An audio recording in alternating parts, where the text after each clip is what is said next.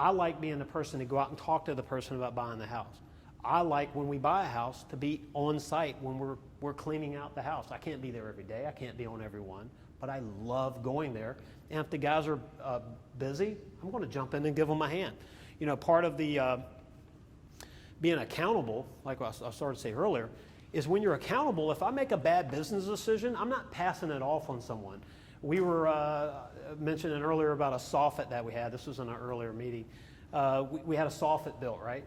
And so the ceiling of the house, the original house, was a little crooked. So they put the soffit in and they followed the original. Like, come on, guys, you know. If we look at that height there, if I'm a half inch off from that end to that end, we may not see it. But if I hang cabinets to it, we're going to see it, right? Did I have to say that? So if I'm on site, I'm catching that kind of stuff. If I'm not on site, I have a manager, I have someone out there that is going to catch that kind of stuff. But where accountability comes in, nobody, well, that's the way the house was built. Wait a minute, you know, who was in charge of framing a soffit, right? That's the accountability. Don't pass it off on who built the house 40 years ago. You just put in something and then put a level on, because I saw it when I walked in the door.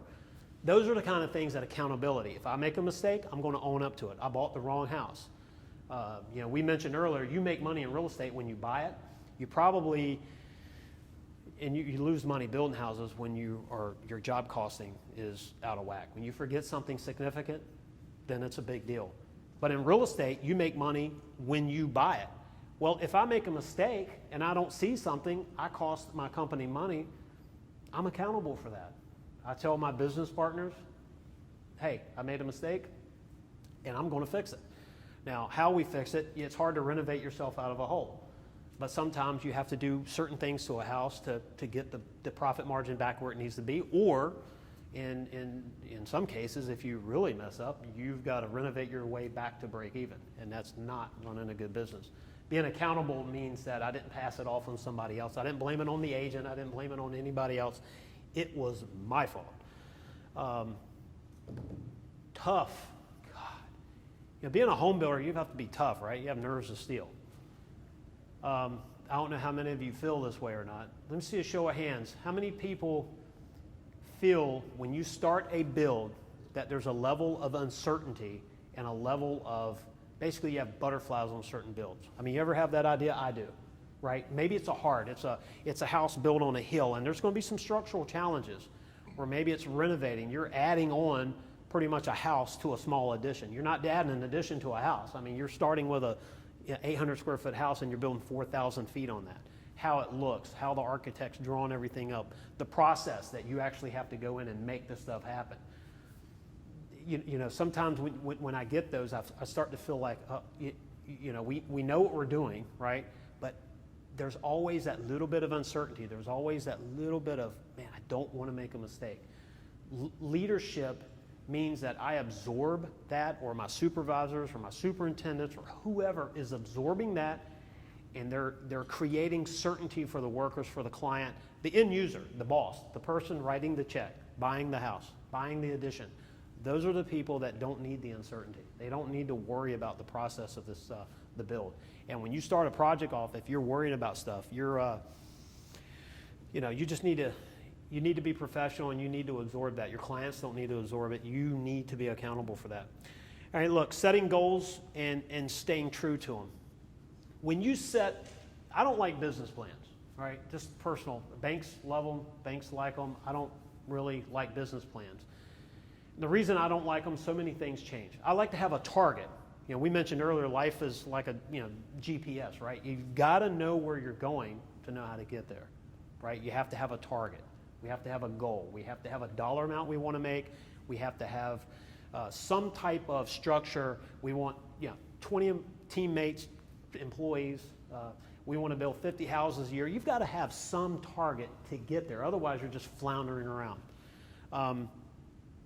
I got to have this feeling that when you're growing your company and you're setting your goals for your company, you've got to have the ability to stay true to them. If I want to build 500 houses in 5 years, then that's going to take a lot of work. That's going to take a big sales staff. That's going to take a good sales staff. If I set that goal, I want to stick to it. What happens with leaders is they start to lose credibility. They start to lose credibility because they will set a goal and immediately change their mind. All right, like I said, the EKG with your emotions, the ideas are the same. We have these big grandiose goals. We have these big dreams, and the next day, well, we're not going to do that.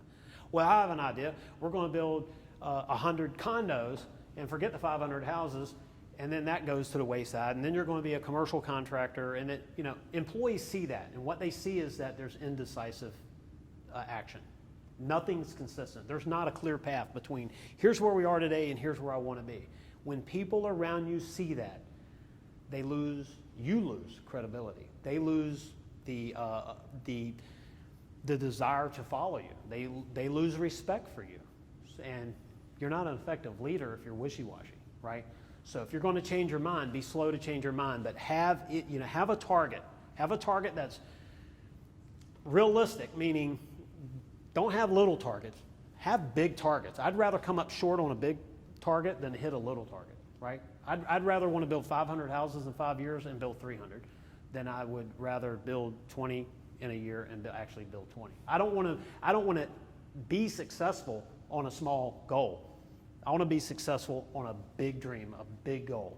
And I think that every business out there, when their employees, teammates, investors, partners, when they see that kind of a drive, man, they want to follow you. You're just, your actions are contagious, right? That person out there that's positive, that's contagious. Somebody that's negative, you know what? It's contagious too. We mentioned in a diversification course earlier that you get out of life what you put into it. And I mentioned a couple things. One is about a book called Think and Grow Rich. It's written by a person named Napoleon Hill. Pretty cool story. Can I see a show of hands? How many people have actually heard of it or read the book Think and Grow Rich? Okay. I mentioned earlier that book, I believe, should be given to everyone that applies for a business license or gets a contractor's license. I really believe that. I've got nothing to gain by you getting it, but you've got every single thing to gain by reading it. That book changed my life back right after the housing crash. I felt like I really didn't know what I wanted to do. I came off of 7 years of a very successful run in the heating and air business, and then bam, I got into real estate and the bottom fell out, right? That book saved my professional life and probably my sanity, because that was a stressful time for all of us. But it brought me back to, I was emotional, right? I was making business decisions based on emotion. I'd watch the news and would make a business decision based on a news story I saw. First thing I quit doing was watching the daily news. I couldn't stand it. Now, I don't want to have my head in the sand, but I'm not going to let somewhere else drive my thinking, right? So the book Think and Grow Rich is exactly, Think and Grow Rich is how you set your goals. Now, this goes back to leadership, because if you're not a positive thinker, and I don't mean, you're thinking positive and water's up to your neck and rising by the minute. I'm not saying that, or I'm not saying you're falling off a cliff, but you're thinking positive is not going to hurt when you hit the ground. There's common sense to everything, and if you think and grow rich, that by itself is not going to make you successful. But it is the core fundamentals of success in business and in life that will get you there. I didn't add the slide on here, but there's a gentleman by the name of Jim Rohn. You've heard of Jim Rohn in the past, I'm sure. He was a guy that was able to take really big subjects and turn them into simple ideas and simple conversations that we could all relate to, right? I don't know about you, but I'd much rather someone give me some small talk and talk about a big subject than to get too technical and then I get lost in, I'm trying to figure out what was the last thing they said, and I really forgot what we're trying to solve anyway. Jim Rohn was a great guy to do that. Earl Nightingale was another one. These are all names that I would suggest you go to YouTube, start looking at videos, start watching some of their content. That's free. You don't have to pay for it. It's out there. Download the audiobook for Think and Grow Rich. There's several books out there that you really need to read, but that one, I believe, if you start there, will change your business life. It'll change your personal life. It can change your business life and can change your personal life, and it'll also change who you are as a leader. It just gives you the comfort. It gives you the knowledge to be a good leader, to be a good business owner, to be a visionary, to have people around you that depend on you. Your family depends on you. Your coworker and their families depend on you. All of this depends on your leadership skills. You know, we're not just out there to make our balance sheet look good, our P&L to be in line. You know, you actually have real people. You have clients that are paying a lot of money. They're spending a lot of money. They want a quality house. They want to protect their investment. They don't want junk. You know, they want a house that they can turn around and sell one day, or live in healthy. You know, you don't want to build someone a house that's got all kinds of, you know, crud and contaminants and squeaky floors, and that's not structurally sound. So